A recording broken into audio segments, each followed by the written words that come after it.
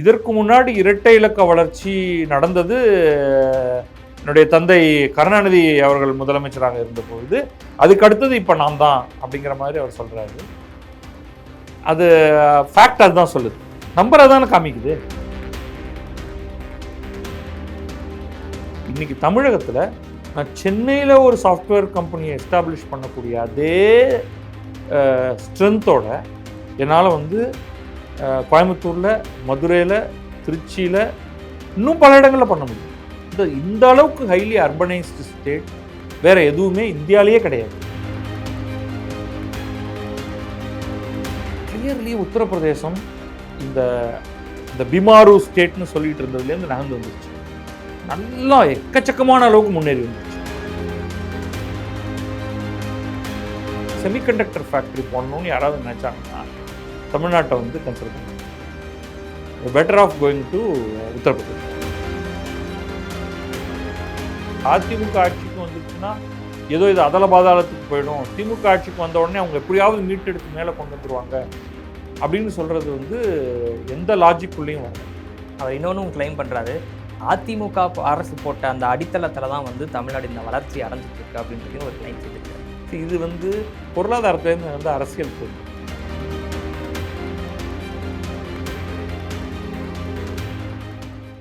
கிழக்கு நியூஸ் நேயர்களுக்கு வணக்கம். தமிழ்நாட்டினுடைய பொருளாதார வளர்ச்சி மத்திய அரசோட மதிப்பீட்டின்படி, அதாவது திருத்தப்பட்ட மதிப்பீட்டின்படி 11% மேலே இருக்கும் அப்படின்னு கணிச்சிருக்கிறாங்க. இதை தான் தமிழ்நாடு அரசு பெரிய அளவுக்கு விளம்பரப்படுத்திட்டு இருந்தது. இது தொடர்பாக பேசுறதுக்காக அரசியல் விமர்சகரும் பதிப்பாளருமான பத்ரி சேஷாத்ரி அவர்கள் நம்மளோட இணைஞ்சிருக்காங்க. சார் வணக்கம். வணக்கம் சார். நீங்கள் ஃபர்ஸ்ட் அந்த தரவுகள் பார்த்தப்போ உங்களுக்கு அது கன்வின்சிங்காக இருந்ததா இல்லையா? இதில் அன்கன்வின்சிங்காக இருக்கிறதுக்கு ஒன்றுமே இல்லையே. மத்திய அரசுடைய புள்ளிவிவரவியல் அமைச்சகத்தின் மூலமாக வரக்கூடிய இந்த தரவுகள் முழுமையாக நம்பகத்தன்மை கொண்டது தான். இது தமிழ்நாட்டுக்காகன்னு கொடுக்கறது இல்லை, இந்தியாவில் இருக்கக்கூடிய அனைத்து மாநிலங்களுடைய வளர்ச்சி விகிதம் பற்றி ஜிடிபி growth ரேட் அதை ஒவ்வொரு ஆண்டும் மத்திய அரசு கொடுத்துக்கிட்டு வந்துட்டுருக்கு. யார் ஆட்சியில் இருந்தாலும் சரி, நீங்கள் போய் கடந்த 10 ஆண்டுகள், கடந்த 20 ஆண்டுகள் அதெல்லாம் நம்ம சேகரிக்கலாம். இப்போயே நம்ம லாஸ்ட் 5 இயர்ஸ் என்ன நடந்தது அப்படிங்கிறத பார்க்கலாம். அதில் இந்த ஆண்டுக்கான புள்ளி விவரத்தில் தமிழகம் இது ரிவைஸ்டு எஸ்டிமேட் அப்படின்னா இந்த ரிவிஷன்ஸ் நடந்துக்கிட்டே தான் இருக்கும். அது ஒரு பெரிய இஷ்யூ எதுவும் கிடையாது அதில். ஸோ இதில் பிரச்சனை எதுவும் இல்லை. தமிழ்நாடு சிறப்பாக செஞ்சுருக்கு, பெரிய பாராட்டை கொடுத்தாங்க. அந்த சிறப்பாக செஞ்சதை பிரேக் பண்ணலாம்னு நினைக்கிறேன். ஏன்னா இந்த இதில் இரட்டை இலக்கத்தை தொட்ட ஒரே மாநிலம் தமிழ்நாடு அப்படின்னு தான் சொல்லியிருக்கிறாங்க. தமிழ்நாடு என்ன செஞ்சது மற்ற மாநிலங்களுடன் ஒப்பிடுகளா? ஸோ இதுதான் நமக்கு டிஃபிகல்ட் டு பின் பாயிண்ட். இப்போ இதனால தான் அதனால தான் அப்படிங்கிறதுக்கு இன்னும் நிறையா ஒர்க் பண்ண வேண்டியிருக்கும். இப்போ உண்மையிலேயே ஜெனுவினாவே தமிழ்நாட்டைச் சேர்ந்த அரசியல்வாதிகள், பொருளாதார நிபுணர்கள், அப்புறம் கொஞ்சம் சீரியஸான மக்கள் எப்படி இது நடந்தது அப்படின்னு பார்க்கணும் அப்படின்னு விரும்பினாங்கன்னா அதற்கான டேட்டா நமக்கு இன்னும் கையில் இல்லை. அதுதான் இப்போதைக்கு. ஆனால் சில ப்ரொஜெக்ஷன்ஸ், சில விஷயங்களை பற்றி கட்டாயமாக நம்ம பேசணும். இதுக்கு முன்னாடி நம்ம இதை எப்படி அணுகணும் அப்படிங்கிறது நான் சொல்கிறேன். ஸோ இந்தியாவுக்கான ஒரு growth ரேட்னு ஒன்று இருக்குது. உலகிலேயே ஒரு பெரிய பொருளாதார நாடு, ஓரளவுக்கு ஒரு சைஸ் இருக்கக்கூடிய நாட்டில் மிக அதிகமான வளர்ச்சி விகிதத்தை கொண்ட நாடாக இந்தியா இருக்குது. அப்போ அதோடைய கான்ஸ்டிடியூயன்ஸ் எல்லாம் சேர்ந்து இப்போ அத்தனை பேருக்குமே நல்ல வளர்ச்சி இருக்கும். நீங்கள் பார்த்தீங்கன்னா பெரும்பாலான மாநிலங்களில் அது நல்ல ஒரு வளர்ச்சியை தான் அது காண்பிக்குது. தமிழகத்தை எடுத்துக்கிட்டிங்கன்னா, போன வருடத்தை எடுத்துக்கிட்டிங்கன்னா தமிழகம் 7th பொசிஷனில் இருந்தது. ஆனால் அதையும் ஊன்றி பார்த்தீங்கன்னா தமிழகத்துக்கு மேலே இருந்த 6 மாநிலமுமே சின்ன சின்ன மாநிலம். இப்போ நாகாலாந்து மாதிரி நார்த் ஈஸ்டில் இருக்கிற சிலது, மற்ற சிறு மாநிலங்கள். அப்போ இந்தியாவுக்குள்ளே இருக்கக்கூடிய பெரிய மாநிலங்களை ஒரு பட்டியலாக எடுத்திருந்தோம்னா அப்பயுமே போன ஆண்டே தமிழகம் டாப் பொசிஷனில் வந்துருச்சு. இந்த முறை கோவா, நார்த் ஈஸ்டர்ன் ஸ்டேட்ஸோடைய தரவுகள் வெளியிடலை அப்படின்ற தகவல். ஸோ அது வந்தாலுமே கூட என்னுடைய கெஸ் தமிழ்நாடு, ஏன்னா கிட்டத்தட்ட ஒரு 8 பாயிண்ட் சம்திங் இருந்தது போன ஆண்டு, அதுலேருந்து ஒரு 3% ரஃபாக மேலே போயிருக்கு. 9ல இருந்து 11 அரௌண்ட் 8 பாயிண்ட் சம்திங்லேருந்து 11 பாயிண்ட் சம்திங் போயிருக்கு. அப்போ இதை தாண்டி இதுக்கு மேலே ஒரு மாநிலம் இருக்குமாங்கிறது டவுட்ஃபுல். நாகாலாந்து போன தடவை நம்பர் 1ல் இருந்தது. ஸோ மீண்டும் நமக்கு இன்னும் கொஞ்சம் கேப்ஸ் இருக்குது. அந்த டேட்டாலாம் வரும்பொழுது பார்க்கலாம். ஆனால் கிளியர்லி லார்ஜ் ஸ்டேட்ஸ் அப்படின்னு நம்ம எடுத்துக்கிட்டோம்னா அதுலேயும் இண்டஸ்ட்ரியல் வளர்ச்சி அதிகமாக இருக்கக்கூடிய ஸ்டேட்ஸ்னால் நம்ம ஒரு சில ஸ்டேட்ஸை சொல்லுவோம். தமிழகம் இருக்குது, அதில் குஜராத் இருக்குது, மகாராஷ்டிரம் இருக்குது, இன்க்ரீசிங்லி உத்தரப்பிரதேசம் அதில் வர ஆரம்பிச்சிருச்சு. அது தவிர டெல்லி என்சிஆர், அந்த டெல்லி ரீஜன் இருக்குது. ஹரியானா வரும், பிகாஸ் ஆஃப் குர்காம் இருக்கிறதுனால ஹரியானா வரும். அதுக்கப்புறமா கர்நாடகா, ஆந்திரா, தெலுங்கானா. அதில் ஆந்திரா கொஞ்சம் பின்னடைவில் இருந்தது. அது கொஞ்சம் அது ஒரு ரீஒர்க் பண்ணி கொஞ்சம் கொஞ்சமாக மேலே வர்றதுக்கான ஒரு பொசிஷனில் இருக்குது. இதுதான் வந்து இந்தியாவிலேயே ரொம்ப முக்கியமான ஸ்டேட்ஸ். இப்போ கட்டாயமாக என்ன நடக்கும்னா எப்போவுமே இந்த ஸ்டேட்ஸ் தான் டாப்பில் இருக்கும். இவர்களுக்குள்ள ஒரு போட்டி இருக்கும். இதில் இல்லாத ஸ்டேட்ஸ்னு நம்ம மீதி எல்லாமே இதில் இல்லாத ஸ்டேட்ஸ்னு சொல்லிடலாம். கேரளா எப்போவுமே ஒரு 2-3 பாயிண்ட் கொஞ்சம் கீழே இருக்கும். ஏன்னா அவங்களுடைய மேனுஃபேக்சரிங் அவுட்புட் அவ்வளோ கிடையாது, சர்வீசஸ் அவுட்புட்டும் கொஞ்சம் குறைவு. ஆனால் கன்சம்ஷன் ஜாஸ்தி. ஸோ அந்த வளர்ச்சியில் வந்து இது எல்லாமே உள்ளே இருக்குது. அது நம்ம இன்னும் பிரித்து அதுக்குள்ளே பார்ப்போம். நம்ம இதற்கு வெளியில் நீங்கள் வந்து மத்திய பிரதேஷோ அல்லது ராஜஸ்தானோ ஒரு பெரிய இடத்துல இருக்காது. பீகார் வந்து கட்டாயமாக ரொம்ப கீழே இருக்கும். இதில் இந்த சின்ன மாநிலங்கள்லாம் வந்து ஒரு பெரும் வளர்ச்சியை காண்பிக்கிறது பல நேரங்களில் நீங்கள் இக்னோர் பண்ணணும். அங்கே ஒரு அந்த பேஸ் எஃபெக்ட்னு சொல்லுவோம். எண்ணிக்கையே ரொம்ப சின்னூண்டாக இருக்கும் பொழுது அதில் இன்க்ரீஸ் காமிக்கிறது வந்து ரொம்ப ஈஸி. ஸோ அதை நம்ம வந்து பெரும்பாலும் அதை இக்னோர் பண்ணிட்டோம். இக்னோர் பண்ணணும்னா அவர்களுக்கு அது சந்தோஷமான விஷயம். அவர்கள் இன்னும் மேலே மேலே செய்யணும். ஆனால் பொதுவாக இந்தியாவுடைய போக்கை தீர்மானிக்க போவது இந்த மாநிலங்கள் தான். அப்போ அந்த மாநிலங்களில் கடந்த சில ஆண்டுகளாக நம்ம வந்து ஒரு சில போக்குகள் நம்ம சொல்லிகிட்டு இருக்கோம். இந்தியா வளர்ச்சி அடைஞ்சிக்கிட்டு இருக்கு. ஆனால் தமிழகம் அந்த அளவுக்கு வளர்ச்சியை காண்பிக்கல. பாருங்கள், குஜராத் அதிகமான வளர்ச்சியை காமிச்சிருக்கு, கர்நாடகா அதிகமான வளர்ச்சியை காமிச்சிருக்கு. ஆனால் தமிழகம் அந்த இடத்துல இல்லை அப்படின்னு முக்கியமாக பாரதிய ஜனதா கட்சி ஆதரவாளர்களுக்கு வந்து அதிகமாக சொல்வதற்கான வாய்ப்பு இருக்குது. அதே மாதிரி திராவிட இயக்க ஆதரவாளர்களும், அதாவது டிஎம்கே அப்படின்னு வச்சுக்கோங்க, அவங்களுக்கு வந்து உத்தரப்பிரதேசத்தில் ஏதாவது குத்தி காமிக்கணும். இவங்க பண்ணுறதுக்கு அவங்களோட மாற்று. அப்போ உத்தரப்பிரதேசத்தை போய் பீகாரோடையும் ராஜஸ்தானோடையும் மத்திய பிரதேசத்தோடையும் கம்பைன் பண்ணிடுவாங்க. ஸோ அதுவும் தவறானது. ஸோ கிளியராக பார்த்தா சில ட்ரெண்டில் வந்து சில ஆண்டுகளில் தமிழகம் நம்பர் 1ல் இருக்கலாம், அல்லது நம்பர் 3, நம்பர் 4ல் வரலாம். ஏன்னா இதில் பல இஷ்யூஸ் இருக்குது, அதை நம்ம பேசுவோம். கிளியர்லி உத்தரப்பிரதேசம் இந்த அந்த பிமாரு ஸ்டேட்னு சொல்லிட்டு இருந்ததுலேருந்து நகர்ந்து வந்துருச்சு. ஓகே, நல்லா எக்கச்சக்கமான அளவுக்கு முன்னேறி வந்துருச்சு. It's now one of the top states. So அது வந்து கான்ஸ்டண்ட்டாக மற்றவங்களுக்கு அது கம்பீட் பண்ண போகுது. அதுக்கு பல காரணங்கள் இருக்குது. 2 முக்கியமான காரணத்தை எடுத்துக்கிட்டால், டெல்லியை ஒட்டி இருக்கிறது ஒரு பெரிய அட்வான்டேஜ். ஒன்று, ஒரு தீவிரமாக அவங்க ப்ரொடக்டிவிட்டியில் ஃபோக்கஸ் பண்ணுறது, நிறைய ஆலைகள் அங்கே அமைக்க ஆரம்பிச்சிட்டாங்க, இன்ஃப்ராஸ்ட்ரக்சர் நிறையா வந்துருச்சு. இன்னொன்று, மக்கள் தொகை அதிகமானது. ஏன்னா கன்சம்ஷன், ஈவன் உங்களுடைய ஆவரேஜ் இன்கம் லோவாக இருந்தாலுமே தமிழ்நாட்டை போல் 3 மடங்கு மக்கள். அப்போ அவர்களுடைய கன்சம்ஷன், இது வந்து பெர் கேபிட்டா இல்லை, நம்ம இப்போ சொல்கிற வளர்ச்சி விகிதம்லாம் ஒட்டுமொத்த ஸ்டேட்டுக்காக, பெர் கேபிட்டாவாக நம்ம மாற்றுறதில்லை இதெல்லாம். அப்போ ஒரு பெரிய ஸ்டேட் எப்படி வந்து ஏன் இந்தியா வந்து இவ்வளோ தூரம் முன்னேறி வந்திருக்குன்னா அதோடைய மக்கள் தொகை காரணமாக. சீனாவுடைய பெரும் முன்னேற்றத்துக்கு மக்கள் தொகை காரணம். அமெரிக்கா சீனாவுக்கும் மேலே இருக்குது, ஆனால் சீனாவுடைய மக்கள் தொகையில் 1/6 தான் இருக்குது, 1/5 அப்படின்னு வச்சுக்கலாம் நீங்கள். அப்போ ரெண்டுமே சேர்ந்து வருதுங்க ஒரு உத்தரப்பிரதேசம் சொல்லும்போது. அப்போ தமிழகத்தில் என்ன காரணம் அப்படின்னா, நிச்சயமாக வந்து தமிழகம் அதோடைய ஒரு ஹோலிஸ்டிக் வளர்ச்சி அப்படிங்கிறது இங்கே இருக்குது. இந்த ஹோலிஸ்டிக் வளர்ச்சியில் என்னெல்லாம் இருக்குது அப்படின்னு பார்த்தா, உங்களுக்கு வந்து இங்கே மேனுஃபேக்சரிங்கும் நடக்குது. பெரும்பாலும் சென்னை, கோயம்புத்தூர் அப்படிங்கிற கிளஸ்டரை தாண்டி மற்ற பல பகுதிகள்லையும் சின்ன சின்ன அளவுக்கு மேனுஃபேக்சரிங் வளர்ச்சி நடந்துகிட்டு இருக்கு. திருச்சியை சுற்றி கொஞ்சமாவது மேனுஃபேக்சரிங் இருக்கும். மதுரையை சுற்றி கொஞ்சமாவது மேனுஃபேக்சரிங் இருக்கும், அதுக்கப்புறமா திண்டுக்கல் அப்படி இப்படின்னு. ஸோ இந்த மேனுஃபேக்சரிங் வளர்ச்சி வந்து இங்கே தொடர்ச்சியாக நடந்துகிட்டு இருக்கு. அதோட முக்கியமாக சர்வீசஸ் வந்து எப்பெல்லாம் இந்தியாவில் ஒரு சர்ஜ் நடக்குதோ சர்வீசஸ் சம்மந்தமாக, முக்கியமாக ஐடி அண்ட் ஃபினான்ஷியல் சர்வீசஸ், அது அப்படியே பெரிய அளவுக்கு தமிழகத்தில் ரிஃப்ளெக்ட் ஆகும். கூடவே கர்நாடகாவில் ஓரளவுக்கு ரிஃப்ளெக்ட் ஆகும். இந்த ஆந்திரா தெலுங்கானா பிரிவு வந்து அவங்கள ஒரு பெரிய அளவுக்கு அந்த 2 ஸ்டேட்டுமே பாதிச்சிருக்கு. இதில் சில ஆஸ்பெக்ட்ஸ் வந்து குஜராத்தை தொடாது. நம்ம அதோடைய கூறுகளை நம்ம நல்லாவே பார்க்கலாம். குஜராத் வந்து மேனுஃபேக்சரிங் ட்ரேடிங் சம்பந்தமாக அங்கே நிறையா நடக்கும்.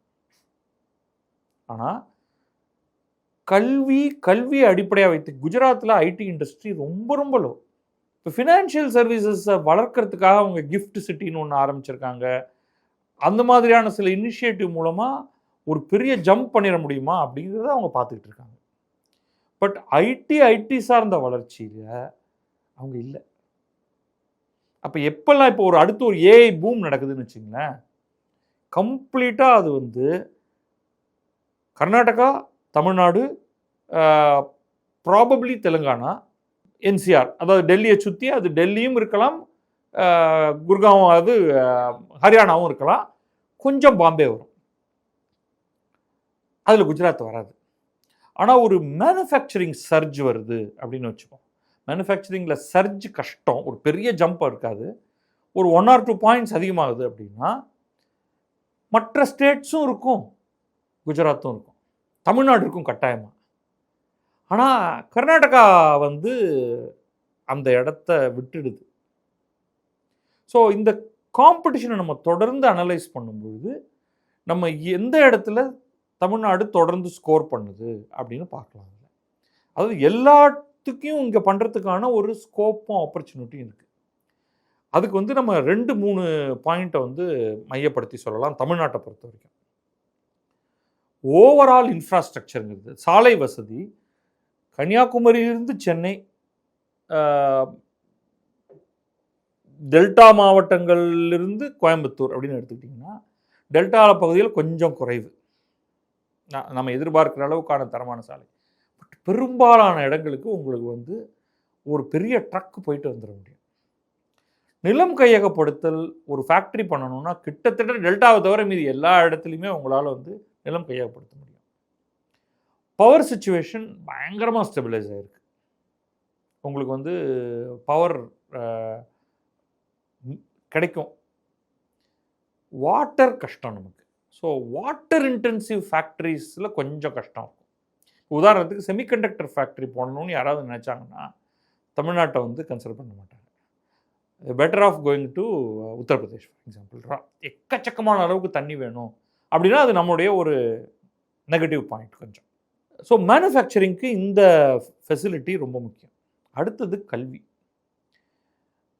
எந்த தரத்திலான கல்விங்கிறத கொஞ்சம் விட்டுடுவோம். ஒரு இன்ஜினியரிங் படித்தவர் வேணும் அப்படின்னா அவர் ஐடிக்கும் தேவைப்படுறாரு, மேனுஃபேக்சரிங்க்கும் தேவைப்படுறாரு. மேனுஃபேக்சரிங்க்கு ப்ராபப்ளி இன்ஜினியரிங் தான் படிச்சிருக்கணுங்கிற அவசியம் கிடையாது. ஒரு ஐடிஐ பாலிடெக்னிக் படித்தவர் நிறைய பேரும் தேவைப்படும், இன்ஜினியரிங் படித்தவங்க கொஞ்சமாக தேவைப்படும். அது உங்களுக்கு இங்கே கிடைக்கும். படித்தவர்கள், அதாவது செமி ஸ்கில்டு அன்ஸ்கில்டை விட்டுட்டு செமிஸ்கில்டு, ஒரு இன்ஸ்ட்ரக்ஷன் நான் எழுதி போட்டிருந்தா அதை பார்த்து பண்ணணும். அந்த மாதிரி இப்போ வந்து ஒரு ஓலா ஸ்கூட்டர் ஃபேக்ட்ரினா அவங்க வந்து ஹொசூர் தர்மபுரியில் வந்து போடுறாங்க. எலக்ட்ரிக் பைக் மேனுஃபேக்சரிங் இங்கே பெரிய பிளான்ஸ் எஸ்டாப்ளிஷ் பண்ணியிருக்காங்க. எலக்ட்ரிக் கார் மேனுஃபேக்சரிங் இப்போ தூத்துக்குடியில் இந்த வின்ஃபாஸ்ட் பண்ணியிருக்கிறத பார்த்தோம். ஸோ தொடர்ச்சியாக அந்த லாஜிஸ்டிக்ஸ் சப்ளை செயின் அப்படின்னு சொல்லக்கூடியது இங்கே நல்லா எஸ்டாப்ளிஷ் ஆகிருக்கு மல்டிபிள் கிளஸ்டர்ஸில். அது ஒரு பெரிய வசதி. கட்டாயமாக வந்து சாஃப்ட்வேர் சர்வீசஸில் இந்த ஸ்டார்ட் அப்பில் ஒரு முக்கியமான இடம் பெங்களூர் வகித்தாலும் நீங்கள் பெங்களூரை தாண்டி கர்நாடகாவில் என்ன நடக்குதுன்னு பார்த்தீங்கன்னா ரொம்ப பெருசாக இருக்காது. மைசூர் கொஞ்சம் இருக்கும், அதுக்கப்புறம் அவ்வளோதான், ஒன்றும் கிடையாது. ஆனால் இன்றைக்கி தமிழகத்தில் நான் சென்னையில் ஒரு சாஃப்ட்வேர் கம்பெனியை எஸ்டாப்ளிஷ் பண்ணக்கூடிய அதே ஸ்ட்ரென்த்தோட என்னால் வந்து கோயம்புத்தூரில், மதுரையில், திருச்சியில், இன்னும் பல இடங்களில் பண்ண முடியும். இந்த ஒரு வசதி வந்து வேற இந்த அளவுக்கு ஹைலி அர்பனைஸ்டு ஸ்டேட் வேற எதுவுமே இந்தியாவிலேயே கிடையாது. ஸோ இதெல்லாம் தான் அட்வான்டேஜ். அந்த அட்வான்டேஜ் வந்து தொடர்ச்சியாக எப்பெல்லாம் அது வந்து பயன்படுத்தப்படுகிறதோ அப்போ நம்ம இதை வந்து தொடர்ச்சியான இந்த வளர்ச்சி இருக்கிறத நம்ம பார்க்க முடியும். இந்த மாற்றங்கள் கடந்த 4 ஆண்டுகளில் நடந்திருக்கு அப்படின்னு புரிஞ்சிருக்கலாமா, இல்லை தொடர்ச்சியாக நடக்கக்கூடிய ஒரு மாற்றம் தானா? நான் தொடர்ச்சியாக நடக்கக்கூடிய மாற்றமாக பார்ப்பேன். ஆனால் முதல்வரோ அல்லது திமுகவோ சொல்லக்கூடியது வேறு மாதிரியாக இருக்கும். நான் அதை அவர் பேசின ஒரு சின்ன கிளிப்பு கேட்டேன். இதற்கு முன்னாடி இரட்டை இலக்க வளர்ச்சி நடந்தது என்னுடைய தந்தை கருணாநிதி அவர்கள் முதலமைச்சராக இருந்த பொழுது, அதுக்கு அடுத்தது இப்போ நான் தான் அப்படிங்கிற மாதிரி அவர் சொல்கிறாரு. அது ஃபேக்ட் அதுதான் சொல்லுது, நம்பரை தானே காமிக்குது. ஆனால் இதுக்குள்ளே வந்து பல விஷயங்கள் எப்போவுமே இருக்கும். இந்த கட்சி ஆட்சியில் இருக்கும் பொழுது, அந்த கட்சி ஆட்சியில் இருக்கும் பொழுது, அதிமுக ஆட்சிக்கு வந்துருச்சுன்னா ஏதோ இது அதல பாதாளத்துக்கு போயிடும், திமுக ஆட்சிக்கு வந்த உடனே அவங்க எப்படியாவது மீட்டெடுத்து மேலே கொண்டு வந்துருவாங்க அப்படின்னு சொல்கிறது வந்து எந்த லாஜிக்குள்ளேயும் வரல. இந்த ஒற்றை இலக்கம், இரட்டை இலக்கம், 8, 8, 9, 10, 11 அப்படிங்கிறது வந்து உங்களுக்கு நிச்சயமாக பாராட்டப்பட வேண்டியது. ஆனால் இதை சஸ்டெயின் பண்ண முடியுமானா அது கஷ்டம். ஓகே, ஆனால் 8+ வச்சுருக்கிறதே வந்து ஒரு பெரிய விஷயம்தான். ஏடிஎம்கே பீரியட்லேயும் தொடர்ச்சியாக இருந்திருக்கு. சில நேரங்களில் மற்ற ஸ்டேட் கொஞ்சம் சர்ஜ் ஆகும். இப்போ ரொம்ப முக்கியமாக ஒரு பெரிய பிளான்ட், இது வந்து ஒவ்வொரு வருடமும் இது நடந்துகிட்டு இருக்காது. இப்பொழுது ஸ்டாலின் இருக்கும் பொழுதும் சரி, இதற்கு முன்னாடி ஜெயலலிதா, அதற்கு முன் கருணாநிதி, இவர்கள் எல்லாம் முதல்வராக இருந்த பொழுது ஒரு லார்ஜ் ஸ்கேல் இன்வெஸ்ட்மெண்ட்டை ஈர்த்திருக்காங்க. அதுக்காக வந்து அவங்க குளோபல் இன்வெஸ்ட்மெண்ட் மாநாடுகள் நடத்தியிருக்காங்க. இந்த குளோபல் இன்வெஸ்ட்மெண்ட் மாநாடுகளில் நிறைய ப்ராமிஸ் யூஸ்வலாக இருக்கும். ஆனால் அதில் கொஞ்சம் தான் வந்து செயல்படும். ஏன்னா அனௌன்ஸ் பண்ணும்பொழுது என்ன காசா பணமாக அனௌன்ஸ் பண்ணிடலாம். அதுக்கப்புறமா உங்களுக்கு அது எம்ஓயூவாக மாறணும். அதற்கு பிறகு நிலம் கையகப்படுத்தல் நடக்கணும். அதற்கு பிறகு கேஷ் இன்வெஸ்ட்மெண்ட் உள்ளே வரணும். அதுக்கப்புறம் ஃபேக்ட்ரி கட்டணும், ஆட்களை வேலைக்கு எடுக்கணும். இதனால் வேலை வாய்ப்புகள் எப்படி வேணாலும் இருக்கலாம். வேலை வாய்ப்புகள் 1000 பேருக்கு வேலை கொடுக்கறது வந்து ஒரு பெரிய விஷயம் கிடையாது. ஆனால் ஒரு பெரிய சப்ளை செயின் மேனேஜ்மெண்ட் அங்கே நடக்கும். அது வந்து ஃபாக்ஸ்கான் இங்கே ஒரு ஃபேக்ட்ரியை செட் பண்ணாலும் சரி, வின்ஃபாஸ்ட் செட் பண்ணாலும் சரி, உள்ளூரில் இருக்கக்கூடிய டிவிஎஸ் மோட்டார்ஸ் செட் பண்ணாலும் சரி, என்ன நடந்தாலுமே அங்கே ஒரு லார்ஜ் வால்யூம் பிஸ்னஸ் நடக்க ஆரம்பிக்குது. இன்றைக்கி நீங்கள் ஒரு 2 உதாரணத்தை நம்ம எடுத்துப்போம். நீங்கள் ஒரு ஹூண்டாய் ஃபேக்ட்ரியை ஒரு எக்ஸாம்பிளுக்கு எடுத்துப்போம். ஓகே, ஒரு கார், நீங்கள் பில்லிங் அப்படி தானே நடக்க போகுது. உங்களுக்கு ஒரு கார் அவங்க மேனுஃபேக்சர் பண்ணுறாங்க. அப்போ அதை வந்து இந்தியா முழுக்க விற்கும் பொழுதோ அல்லது வெளிநாட்டுக்கு அனுப்பும் பொழுதோ பில்லிங் எங்கே நடக்குது? சென்னை மையமாக வச்சு பில்லிங் நடக்கும். இதுதான் வந்து ஃபேக்ட்ரி அவுட்லெட். ஓகே, இப்போ ஒரு கார் ரொம்ப ஆவரேஜ் ப்ரைஸ் நம்ம வந்து ஒரு 10-15 லட்சம் அப்படின்னு வச்சுப்போம். 15 lakhsன்னு வச்சுப்போம். ஒரு டாலர் கன்வர்ஷனுக்கு வசதியாக கிட்டக்க வச்சுக்கிறேன்னா 16 lakhs 17 lakhsன்னு வச்சுக்கிட்டோம்னா என்ன வருது உங்களுக்கு? $20,000 வருது. இதுதான் அதுவே நான் சொல்கிறது வந்து இவங்க பில் பண்ணுற தொகை வேறு, அதுக்கப்புறம் டாக்ஸஸ் அது இதெல்லாம் வரும். பட் சும்மா நம்ம கணக்குக்காக $20,000 வச்சுப்போம். இது வந்து ஒரு கார் மேனுஃபேக்சர் பண்ணும்போது இப்போ 1000, 10,000 அப் டு 1 lakh அப்படின்னு வச்சுக்கோங்க. 1 லட்சம் கார்களுக்கு போகும்பொழுது இந்த $20,000 அப்படிங்கிறது $20,000 இன்ட்டு 100,000 அப்படின்னா நீங்கள் அந்த அமௌண்ட்டை நீங்கள் பார்க்கலாம். டாலர் டேர்ம்ஸில் அது எவ்வளவு பில்லிங் உருவாக்குது அப்படின்ட்டு. ஓகே, எடுத்தெடுப்பில் ஒரு கம்பெனி வந்து 1 லட்சம் கார் மேனுஃபேக்சரிங்க்கு போகுமா அப்படின்னா இல்லை. இப்போ ஹூண்டாய் வந்து கிட்டத்தட்ட ஒரு ஐ திங்க் 70-80,000 கிட்டத்தட்ட 1 லட்சம் காரை நோக்கி எக்ஸ்போர்ட் எல்லாமும் சேர்த்தா அங்கே இருப்பாங்க அப்படின்னு நினைக்கிறேன். இந்த அட்வான்டேஜ் தான் மாருதி வந்து மல்டிபிள் லொக்கேஷனில் வச்சுருக்கு. பட் பெருமளவுக்கு குர்காவும் வந்து அவங்களுடைய குருகிராம்னு இப்போ சொல்கிற இடம் வந்து அவங்களுக்கு ஒரு பெரிய ஃபேக்ட்ரி லொக்கேஷன். ஸோ ஒரு ஹை வேல்யூ ஐட்டம் லார்ஜ் வால்யூமில் உற்பத்தி ஆகும் பொழுது அதோடைய பில்லிங் பாயிண்ட் வந்து உங்களுக்கு ஒரு ப்ரொடக்டிவிட்டியை பெரிய அளவுக்கு காண்பிக்குது. இப்போ ஐஃபோனுடைய ப்ரொடக்ஷன் ஃபாக்ஸ்கான்லேருந்து கணிசமான எண்ணிக்கையில் அதிகரிக்கும் பொழுது ஆட்டோமேட்டிக்காக அதெல்லாம் வந்து தமிழ்நாடுடைய ப்ரொடக்டிவிட்டியில் வருது. ஸோ இதெல்லாம் நம்ம இங்கே ரிஃப்ளெக்ட் ஆகிறத பார்க்குறோம். ஆனால் இது மட்டும் இல்லை, இதை தவிர வந்து நிறைய விதத்தில் மேனுஃபேக்சரிங் நடக்குது, கன்சம்ஷன் ட்ரேடிங் நடக்குது. எங்கேயோ ஒரு இடத்துல ஒரு பர்டிகுலர் ரேட்டுக்கு வாங்கி அது மதிப்பு கூட்டி இங்கே கொண்டு வந்து விற்கும் பொழுது அதையும் நம்ம கணக்கில் எடுத்துப்போம். அந்த மதிப்பு கூட்டுதல், sale price minus production price, அதெல்லாம் வந்து நம்முடைய கால்குலேஷனுக்குள்ளே வந்துடும் உங்களுக்கு. ஸோ இது எல்லாத்தையும் வச்சு வர எஸ்டிமேட் தான் அது. நீங்கள் இங்கே பொருளை உற்பத்தி பண்ணி இந்தியா முழுக்க விற்றாலும் சரி, உலகம் முழுக்க விற்றாலும் சரி, வெளியிலேருந்து ஒரு பொருளை வாங்கி கொண்டு வந்து அதில் மதிப்பு கூட்டி இங்கே விற்றாலும் சரி, இது எல்லாமே வந்து நம்முடைய ப்ரொடக்டிவிட்டிக்குள்ளே சேருது. அது எல்லாத்தோடைய ப்ரொஜெக்ஷன் தான் நம்ம பார்க்குறது. இது நம்ம திடீர்னு டிப் ஆகி திமுக ஆட்சிக்கு வரும்பொழுதெல்லாம் அது மேலே போகுது அப்படின்னு சொல்வதற்கான இடமே கிடையாது. இல்லை, எதுக்காக இந்த கேள்வி கேட்டிருந்தேன்னா, இடையில கடந்த பட்ஜெட் சமயத்தில் ஒரு காணொலி மாதிரி ஒன்று ஸ்ப்ரெட் ஆகிட்டு இருந்தது, பார்த்துட்டு இருந்தேன். அதில் என்ன சொன்னாங்கன்னா, அவங்க எந்த மாநிலங்களாக அவங்க பட்டியலிடுறாங்க, எது முன்னேறிய மாநிலங்கள், எது பின்தங்கிய மாநிலங்கள் பட்டியலிட்டுட்டு, அப்போ பின்தங்கிய மாவட்டங்கள் பின்தங்கிய மாவட்டங்களுக்கு நம்ம என்னென்னலாம் கொண்டு போய் சேர்க்கணும் அப்படின்னு அதை ஒரு இலக்காக நிர்ணயித்து, உதாரணத்துக்கு அவங்க ஒரு சில மாவட்டங்கள்லாம் பட்டியலிட்டிருக்காங்க. பெரம்பலூர் அந்த மாதிரி மாவட்டங்கள்லாம் பட்டியலிட்டு, இப்போ அங்கே லெதர் கொண்டு போக முடியுமா, லெதர் மேனுஃபேக்சரிங் யூனிட் அங்கே கொண்டு போக முடியுமா அப்படின்னு அவங்க அந்த மாதிரி நீங்கள் முன்னாடியே சொன்ன அந்த ஹோலிஸ்டிக், அவங்க எல்லா மாவட்டங்களுமே வளர்ச்சி அடையணும். சும்மா சென்னை, திருச்சி, கோயம்புத்தூர் அது மட்டும் இல்லாமல் பின்தங்கிய மாவட்டங்களும் வளர்ச்சி அடைஞ்சாதான் வந்து மாநிலம் முழுமையாக வளர்ச்சி அடையும் அப்படின்னு ஒரு இலக்கு நிர்ணயித்து அவங்க பயணம் செஞ்சதா சொல்லியிருந்தாங்க. ஸோ இப்போ நீங்கள் சொல்கிறப்பவும் அதுவும் கனெக்ட் ஆகுது, அதனால் அந்த கேள்வி. இல்லை, அப்படி கனெக்ட் ஆகலை. ஏன்னா இப்போயும் நீங்கள் பார்த்தீங்கன்னா எக்ஸிஸ்டிங் கிளஸ்டரில் தான் இந்த ப்ரொடக்டிவிட்டி வந்திருக்கு.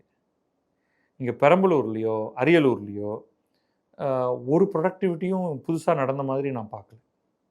நீங்கள் வந்து ஒரு தனிநபராக நீங்கள் இருந்தீங்கன்னா ஏன் வந்து வின்ஃபாஸ்ட் ஏன் தூத்துக்குடிக்கு போகிறாங்க? போர்ட் இருக்குது. ஸோ அவங்க தங்களுக்கு தேவையான நிறையா விஷயங்களை அவங்க வந்து இறக்குமதி பண்ண போகிறாங்க. ஒன்று சென்னையில் இருக்கணும், இல்லைன்னா தூத்துக்குடியில் இருக்கணும். Chennai automatically ruled out because land cost is too high. நீங்கள் ஏற்கனவே உங்களுக்கு வந்து ரொம்ப சல்லிசான விலையில் கிடைச்சாதான் உங்களுக்கு அது உபயோகமாக இருக்கும். எக்ஸ்போர்ட் ஓரியன்ட் கம்பெனி எதுவுமே பெரம்பலூரில் கொண்டு போய் வைக்காது.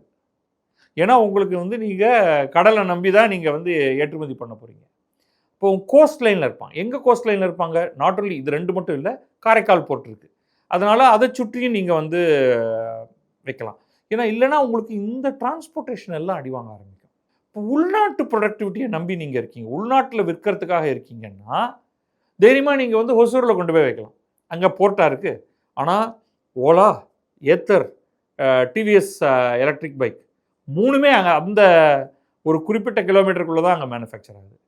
அல்லது வெயிட் குறைவாக இருக்கக்கூடிய பொருள் லைக் ஐஃபோன் ஒரு பாக்ஸ்க்குள்ளே இருக்கிறது வந்து கிட்டத்தட்ட 50,000 1 லட்ச ரூபா 1.5 லட்ச ரூபா பெருமானம் உள்ள பொருள் இத்தினூண்டு டப்பாக்குள்ளே. அதை நீங்கள் எவ்வளோ வேணாலும் பேக் பண்ணி நீங்கள் ஒரு சிங்கிள் ஷிப்மெண்ட் அனுப்பிச்சு பண்ணலாம். ஸோ பெரம்பலூர்லேயும் அரியலூர்லேயும் ஒன்றும் புதுசாக எதுவும் அந்த மாதிரி நான் பார்க்கல. பட் நீங்கள் இதெல்லாம் பண்ணவே வேண்டாம். நான் வந்து பெரம்பலூரை வளர்ச்சி பெற்ற மாவட்டமாக ஆக்குகிறேன்ட்டு போய் நீங்கள் ஏதாவது பண்ணிங்கன்னா அது வந்து பலனடையாமல் ரிவர்ஸ் அது வேறு ப்ராப்ளம் ஆகிடும். ஓகே, மார்க்கெட் ஃபோர்ஸஸை என்கரேஜ் பண்ணணும், அவ்வளோதான். நீ முதல்ல கேட்க வேண்டியது ஒருத்தர் வராரு, நான் உங்கள் நான் ஒரு யூஸ்வலி வரவங்க வந்து தமிழ்நாட்டில் தான் பண்ண போகிறேன்ட்டு வரமாட்டாங்க, வெளியிலேருந்து வரவங்க ஒருத்தவங்க வச்சுக்கோங்க. 3 இடம் பார்ப்பாங்க. இன்றைக்கி ஜிஎஸ்டி வந்ததுக்கு பிறகு இந்த ஸ்பெஷல் பெனிஃபிட் எதுவும் கிடையாது. முன்னெல்லாம் என்ன பண்ணிட்டு இருந்தாங்கன்னா உத்தராகண்டை வந்து ஒரு எக்ஸைஸ் எக்ஸம்ஷன் கொடுக்கும், ஒரு 7 வருஷத்துக்கு 8 வருஷத்துக்குன்ட்டு. இப்போ நிறைய பேர் போய் உத்தராகண்டில் போய் ஃபேக்ட்ரி போட்டாங்க. Uttarakhand is a bad place for factories ஆக்சுவலாக எங்கிட்ட கேட்டிங்கன்னா. ஏகப்பட்ட பிரச்சனை அதில். என்னென்னா முதல்ல வந்து அங்கே வேலை செய்கிறதுக்கு மக்கள் கிடையாது, லோ பாப்புலேஷன் ஸ்டேட். அங்கே இருக்கிறவங்க வந்து அவங்களுடைய பயன்பாட்டுக்கு தேவையான அளவுக்கு அவங்களுக்கு உணவு எல்லாம் கிடச்சிருச்சுன்னா அதுக்கு மேலே போய் ஃபேக்ட்ரியெல்லாம் ஒர்க் பண்ண மாட்டாங்க. ரெண்டாவது இக்கலாஜிக்கலி ரொம்ப சென்சிட்டிவான இடம். நீங்கள் பார்த்துருக்கீங்க, இப்போ சமீபத்தில் ஒரு கொடூரமான ஒரு வெள்ளம் வந்து பல பேர் அடித்து செல்லப்பட்டது. சமத்தரை கிடையாது, மேடு பள்ளம் கொண்டது. ஆனால் வெறும் எக்ஸம்ஷன் கிடைச்சதுங்கிறதுக்காக போய் அங்கே போய் ஃபேக்ட்ரி போட்டாங்க. இன்னைக்கு அதெல்லாம் நடக்க போகிறதில்ல இனிமேல். இப்போ தமிழ்நாடு எடுத்துக்கிட்டிங்கன்னா அவங்க வந்து தமிழ்நாடை கன்சிடர் பண்ணுறோம், தெலுங்கானாவை கன்சிடர் பண்ணுறோம், குஜராத்தை கன்சிடர் பண்ணுறோன்னு ஏதாவது ஒரு 3 சொல்லுவாங்க. அப்போ நம்முடைய அந்த தொழில்துறை அமைச்சர் அல்லது அவருடைய டீம் வந்து நீங்கள் எங்கள்கிட்ட வந்து மேனுஃபேக்சர் பண்ணுறீங்கன்னா உங்களுக்கு நாங்கள் என்னென்னலாம் தர முடியும் அப்படின்னு இவங்க பதிலுக்கு கொடுக்க வேண்டியிருக்கும். உங்களுடைய கொஸ்டினர் கொடுங்க, எங்கள் சைட்லேருந்து நாங்கள் கொடுக்குறோம். எங்களுக்கு வந்து ஒரு யங் பாப்புலேஷன், நல்ல படித்த பாப்புலேஷன் இருக்கு இங்கே. அதை தாண்டி லேபர் வேணும்னா எங்கேருந்து வேணாலும் இங்கே வந்து ஒர்க் பண்ணுறதுக்கு ஆட்கள் இருக்காங்க, போர்ட் இருக்குது, சாலை வசதிகள் இருக்குது, இதெல்லாம் நான் உங்களுக்கு தரோம் அப்படின்னு. ஈக்குவலி ஒவ்வொரு ஸ்டேட்டும் அதோடைய பெனிஃபிட்ஸ் கொடுக்கும். நீங்கள் எல்லாத்தையும் போட்டு ஒர்க் அவுட் பண்ணிவிட்டு ஓகே ஃபைன் நான் இங்கே பண்ணுறேன் அல்லது அங்கே பண்ணுறேன்னு அவங்க ஏதோ முடிவு பண்ண போகிறாங்க. அப்போ நீங்கள் பயங்கரமாக நெகோஷியேட் பண்ணி உங்களை நோக்கி ஈர்க்கிறது அப்படிங்கிறது வந்து ஒரு நல்ல விஷயம். பட் நீங்கள் இல்லை நீங்கள் வந்து அரியலூருக்கு போனீங்கன்னா நான் இலவசமாகவே நிலம் தரேன் அப்படின்னா அவங்க அந்த ஒரு காஸ்ட் மட்டும் இல்லை, அவங்களுக்கு பல காஸ்ட் இருக்குது. So that will not really work out. இல்லை சில தொழில்களுக்கு அது உண்மையிலேயே அது பலன் தரும் அப்படின்னா அவங்க அங்கே போகலாம். பட் அவங்களுடைய ஃபஸ்ட்டு ப்ராப்ளம் வந்து அங்கே எஜுகேட்டட் ஆட்கள் கிடைப்பார்களா, ஹிஸ்ட்ரி கிடையாது, சப்ளை செயின். நீங்கள் ஒரு பெரிய நிறுவனம் உருவாக்குறீங்கன்னா உங்களுக்கு வந்து டியர் 1 சப்ளையர் ஒரு 50-100 பேர் வேணும், அவங்களுக்கு டியர் 2 சப்ளையர் வேணும், அவங்களுக்கு அதுக்கு அடுத்தது வேணும். அத்தனை பேரையும் இடம் மாற்றி நீ இங்கே வா அப்படின்னு சொல்கிறது கஷ்டம். சிறு குறு தொழிலை வேணால் ஊக்குவிக்கலாமே தவிர ஒரு பெரும் தொழில் அங்கே வர்றதுல கொஞ்சம் கஷ்டம் இருக்குது. பட் அது தேவையில்லை இன்னைக்கு. நீங்கள் அது அவங்களே பார்த்துக்கிட்டோம். சென்னை வந்து விரிவாகிட்டே இருக்குது. அதனால வந்து இன்னைக்கு சென்னை அப்படின்னு சொன்னால் அது கிட்டத்தட்ட வந்து செங்கல்பட்டு, காஞ்சிபுரம், திருவள்ளூர் அப்படின்னு ஆயிடுச்சு. அப்புறம் அப்படியே கொஞ்சம் வந்து அது வெள்ளூர் தான். ஏன்னா சென்னைக்கு வெள்ளூருக்கு என்னப்பா பெரிய விஷயம் இருக்குது, விழுப்புரத்துக்கும் இதுக்கும் என்ன பெரிய வித்தியாசம் இருக்குது அப்படின்னு அது தானாகவே பார்த்துப்பாங்க மக்கள். நீங்கள் அதுக்காக ஒன்றும் பண்ண வேண்டாம். வெவ்வேறு இடங்களுக்கு அந்தந்த இடத்தை நோக்கி அவர்களை ஈர்க்கிறதுக்கு என்ன பண்ண முடியும்? சர்வீஸ் இண்டஸ்ட்ரி பிரச்சனையே கிடையாது. எங்கே வேணாலும் நீங்கள் அதுக்கு வேணால் நீங்கள் சொல்லலாம். நான் வந்து நீங்கள் உங்களுக்கு வந்து ஒரு பெரிய ஒரு 2000 பேர் கொண்ட ஒரு நிறுவனத்தை நீங்கள் ஆரம்பிக்கணும் அப்படின்னா நான் உங்களுக்கு வந்து ரொம்ப சீப்பாக உங்களுக்கு நிலம் தரேன், நீங்கள் வந்து ஒரு பெரிய பில்டிங் கட்டிக்கிங்க, நல்ல சாலை வசதி போட்டு தரேன்னா 2 ஹவர்ஸில் ஒரு மேஜர் ஹப்புக்கு போயிடுற மாதிரி அல்லது 1 ஹவர் ட்ராவலில் போயிடுற மாதிரி, அதுக்கப்புறமா நீங்கள் எங்கே வேணாலும் போய்க்கலாம். ஒரு நியரஸ்ட் ஏர்போர்ட் அந்த மாதிரி ட்ரிச்சி ஏர்போர்ட்டுக்கு போயிட்டீங்கன்னா போதும், அங்கேருந்து you can fly anywhere. So ட்ரிச்சிக்கு வந்து 1 ஹவரில் ட்ரிச்சிக்கு போகிற மாதிரியான ஒரு இடம் அப்படின்னா that is more then enough. So services வேறு, மேனுஃபேக்சரிங் வேறு. பட் என்னுடைய பாயிண்ட் ஆஃப் வியூவில் lot of things are already good தமிழ்நாட்டை பொறுத்த வரைக்கும். அதை தொடர்ந்து தக்க வைத்து கொள்றதுக்கு என்னென்னலாம் பண்ணணுமோ அதை இந்த அரசு பண்ணிகிட்டு இருக்கு. அது வந்து பாராட்ட வேண்டிய ஒரு ஒன்றா தான் நான் பார்க்குறேன். எதிர்க்கட்சி தலைவர் எடப்பாடி பழனிசாமி ஒரு பெரிய அறிக்கை விட்டுருந்தாரு. அதில் 3 முக்கிய அம்சங்கள் மட்டும் நான் கேட்குறேன். நான் 3யுமே கேட்குறேன், நீங்கள் ஒவ்வொன்றா பதில் சொல்லுங்கள். எனக்கு முதலாவதாக என்ன சொல்லியிருந்தார் அப்படின்னா, இந்த மாதிரி வளர்ச்சியை மதிப்பிடும்போது வந்து இது வந்து மதிப்பீடு செய்யப்பட்டது தான், இது திருத்தப்பட்ட மதிப்பீடு தான், இன்னும் மாறும், கடைசியில் மாறுறதுக்கான வாய்ப்பு இருக்குது அப்படின்னு சொல்லி 2022-23 உதாரணமும் சொல்லியிருந்தார். ஏன்னா அப்போ 8 கணிச்சிருந்தது 6 மாறுச்சு அப்படின்னு உதாரணம் சொல்லியிருக்காரு. இது ஒன்று. ரெண்டாவது என்ன சொல்லியிருந்தார் அப்படின்னா, இந்த மாதிரி வளர்ச்சியை நம்ம அடிப்படையாக வைக்கிறப்போ 3 செக்டார் நம்ம கணக்கு வச்சுருப்போம். ஒன்று மேனுஃபேக்சரிங், அப்புறம் இன்னொன்று சர்வீஸ் செக்டர், அப்புறம் அக்ரிகல்ச்சர் வச்சுருப்பாங்க. அக்ரிகல்ச்சரில் தமிழ்நாட்டில் பெரிய வளர்ச்சியே இல்லை அப்படின்னு சொல்லி எதிர்மறையான வளர்ச்சி இருக்குன்ற மாதிரியே அவர் சொல்லியிருந்தாருன்னு நினைக்கிறேன். மூன்றாவது என்னன்னா, இந்த அளவுக்கு வளர்ச்சி அடைஞ்ச தலைமை கூட அது மக்களை போய் சென்றடையலை அப்படின்னு சொல்லியிருந்தாரு. அதுக்கு அவர் அடிப்படையாக சொல்கிறது என்னன்னா, பெர் கேபிட்டா இன்கம், தனிநபர் வருமானத்தில் பார்த்தோம் அப்படின்னா தமிழ்நாடு 3வது இடத்துல தான் இருக்குது, தெலங்கானா கர்நாடகத்துக்கு அடுத்த இடத்துல இருக்குது அப்படின்னு இந்த 3 விஷயங்களை வச்சிருக்கிறாரு. உங்களை இருப்பார். ஸோ இந்த 3மே நம்ம எடுத்துப்போம். ஃபஸ்ட்டு ரிவிஷன் வந்து மல்டிபிள் ரிவிஷன்ஸ் நடக்கும். ஆனால் அதனாலேயே வந்து இந்த பொசிஷன் கம்ப்ளீட்டாக போயிடும் அப்படின்னு நான் நம்பலை. ஓகே, ரிவிஷன் வந்து ரொம்ப டிராஸ்டிக்காக இருக்கும் அப்படின்னு நான் நினைக்கிறேன். ஒரு பர்சன்டேஜ் பாயிண்ட் குறையிறதுக்கான வாய்ப்பு இருக்குது. இருந்தாலும் it is a top performance. Okay, அதனால் அதை நான் ஸ்கிப் பண்ணிடுறேன். அடுத்தது ரொம்ப முக்கியமான பாயிண்ட் வந்து நம்ம பிரைமரி, செகண்டரி, டெர்ஷரி செக்டர்னு சொல்லுவோம். தமிழ்நாடு தொடர்ந்து இந்த அர்பனைஸ் ஆகிட்டு இருக்கு அப்படின்னு நான் சொன்னேன் இல்லையா. அந்த அர்பனைஸ் ஆகிட்டே இருக்கிறதுடைய ஒரு விளைவு என்னென்னா, இங்கே அக்ரிகல்ச்சுரல் அவுட்புட் அதிகமாக ஆகாது, குறையும். அது கெட்டது கிடையாது, அது நல்லது அப்படின்னு நான் சொல்லுவேன்.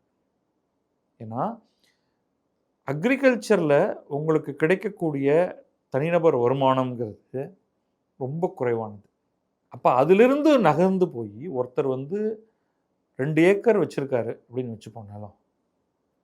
அந்த 2 ஏக்கர்லேருந்து ஒரு ஆண்டு முழுக்க ஒருவர் உழைத்து பெறக்கூடிய வருமானத்தை மிக மிக அடிமட்ட வேலையை ஒரு கன்ஸ்ட்ரக்ஷன் சைட்டில் செய்கிறவருக்கு வந்து அதோட அதிகமான பணம் கிடைச்சிடும். அன்ப்ரொடக்டிவ் அப்படிங்கிறதுக்கு எக்ஸாம்பிளே இதுதான். நீங்கள் 100 ஏக்கர் வச்சுருக்கீங்களா பேசுங்க, அப்போ உங்களுக்கு ஒரு டீசென்ட் வருமானம் வரும். அப்போ கூட நீங்கள் வந்து ஒரு IT top of the line வருமானத்தோடு உங்களால் கம்ப்ளீட் பண்ண முடியுமானா முடியாது. ஆனால் நீங்கள் வெறும் 2 ஏக்கரை வச்சுக்கிட்டு நானும் விவசாயம் பண்ணுறேங்கிறவங்களால வந்து கம்ப்ளீட் பண்ணவே முடியாது. ஸோ நீங்கள் நிலத்தை விட்டுட்டு நகர்ந்து வெளியில் வர்றது தான் உங்களுடைய வாழ்க்கை தரம் உயர்வதற்கான ஒரே வழி.